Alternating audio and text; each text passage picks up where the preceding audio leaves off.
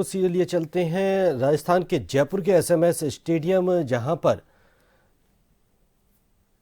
खेल मंत्री राज्यवर्धन सिंह राठौड़ हैं राज्य स्तरीय युवा महोत्सव कार्यक्रम में। आह्वान था अभी ही ये भारत का पुकार है, भारत का आह्वान है, उपनिषदों का आह्वान है। ऐसा वो कहते हुए कहते हैं अभी ही यानी क्या? अभी यानी निर्भय बन जाइए, भय से मुक्त हो जाइए। भय और मनुष्य ये दोनों विपरीत शब्द है, दोनों समानार्थक शब्द नहीं है। भय जिसके पास है वो मनुष्य नहीं बन सकता। जो मनुष्य कहलाने के लिए योग्य जो भी है उनके पास, उनके अंदर भय नहीं रहना चाहिए। ये भारत है, भारत के लोग डरते नहीं हैं। भारत 3 गुणों के लिए जाना जाता है। एक है ज्ञान, दूसरा है पराक्रम, तीसरा है त्याग। इसीलिए भारत मरने के लिए नहीं डरता। इसीलिए भारत को मृत्युंजयी भारत कहते हैं। भारत मरने वाला नहीं है। करोड़ों करोड़ों आतंकवादी यहां आ जाए, भारत मरने वाला नहीं है। सारे दुनिया भारत के ऊपर कूद पड़े, भारत मरने वाला नहीं है। भारत हारने वाला भी नहीं है। भारत के अंदर शक्ति जितना है वो अंदाज यह विश्व दुनिया नहीं कर सकती। भारत के अंदर अद्भुत शक्ति है। जिसका जन्म नहीं हुआ है उसका मरण नहीं होता। भारत का जन्म कब हुआ है ये बड़े से बड़े इतिहासकार को भी पता नहीं है। इसीलिए भारत का मरण ये संभव नहीं है। इसीलिए यह देवभूमि है। भारत के बारे में हमको समझना चाहिए। निर्भय होना ही भारत को समझने का एक माध्यम है। भारत का भक्त बनना चाहिए। भारत का भक्त कैसे बने? भारत का भक्त बनना है तो भारत को समझना चाहिए। भारत को समझना है तो अध्ययन और भ्रमण, ये दोनों है। श्रवण, अध्ययन और भ्रमण ये करना चाहिए। सबसे कनेक्ट होना चाहिए, तब भारत समझ में आएगा। जितना भारत का भ्रमण करेंगे, पहले राजस्थान का भ्रमण करेंगे, राजस्थान के इस मिट्टी के प्रति भक्ति निर्माण होना चाहिए। एक एक कण शंकर है, कंकड़ कंकड़ शंकर है। एक एक बच्चा राम है। एक एक बच्ची यानी बहन सीता है, दुर्गा है। ये जब तक नहीं जानते भारत को बचाने की क्षमता अपने अंदर विकसित नहीं होती।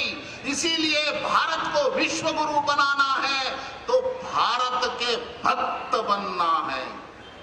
भक्त का लक्षण बहुत सुंदर रीति से नारद जी ने नारद भक्ति सूत्र में वर्णन किया है और गीता में भी कृष्ण वर्णन करता है भक्त कैसा होता है। भक्त डरता नहीं है, भक्त झुकता नहीं है, भक्त रुकता नहीं है, भक्त बिकता भी नहीं है।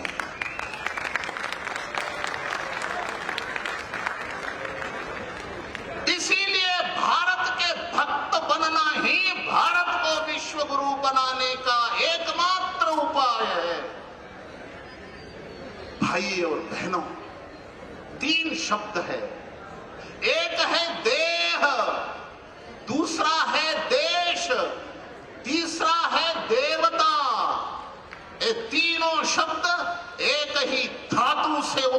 उत्पन्न होते हैं।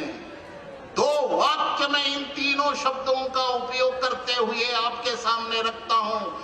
मेरा विनम्र अनुरोध है, ये दोनों वाक्यों को ध्यान से सुनिए, कंठस्थ करिए, हृदगत करिए। इसको आचरण में लाने का प्रयास हम सभी मिलकर करेंगे। दो शब्द है, देह, देश, देवता। जब तक इस देश को देवता की दृष्टि में देखने की नजरिया अपने अंदर विकसित नहीं होती, तब तक इस देह को देश के लिए समर्पित नहीं कर सकते। ये पहला वाक्य। दूसरा वाक्य है, इस देह को देवता बनाना है तो बीच में देश है, उस देश के लिए हम समर्पित हुए बिना यह देह देवता नहीं बन सकता। दोनों एक ही है वाक्य, थोड़ा इधर उधर कर लिया मैंने बस। यानी देश को देवता की दृष्टि से देखने की नजरिया अपने अंदर विकसित नहीं होती तो देह देश के लिए समर्पित नहीं कर सकते। जब तक यह देश देश के लिए समर्पित नहीं होता, तब तक विश्व गुरु बनना केवल भाषण में रह जाता है और स्वप्न के स्तर पर ही रह जाता है। भगत सिंह, राजगुरु, सुखदेव, चाफेकर ब्रदर्स, चाफेकर बंधु, सावरकर, अरे कितने अनगिनत लोग, 6 लाख युवा 1887 से 1940 तक अपने जान को, अपने प्राण को, अपने शरीर को न्योछावर कर दिया। 6 लाख युवाओं के समाधि के ऊपर हम बैठे हैं। यदि ये भान होता है, ये आभास होता है, तब हम इस देह को देश के प्रति समर्पित करने की इच्छा, उत्कंठ इच्छा अपने अंदर विकसित होती है।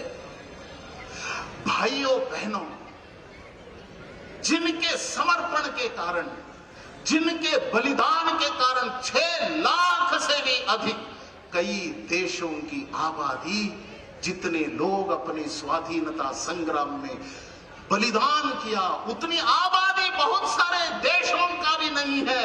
आबादी से भी अधिक लोग, युवा लोग इस देश की स्वाधीनता के लिए अपने आप को बलिदान कर दिया। उस बलिदान सार्थक होना है। जिनके समाधि के ऊपर हम बैठकर हम अपने आनंद का जीवन जी रहे हैं, उनके बलिदान को स्मरण करते हुए, उनको, उनके बलिदान को सार्थक बनाने के लिए हमको बलिदान देने की आवश्यकता नहीं है। हमको भारत के लिए जीना है, भारत के लिए मरना नहीं है। भारत बनकर हम यदि नहीं जीते तो अंग्रेज बन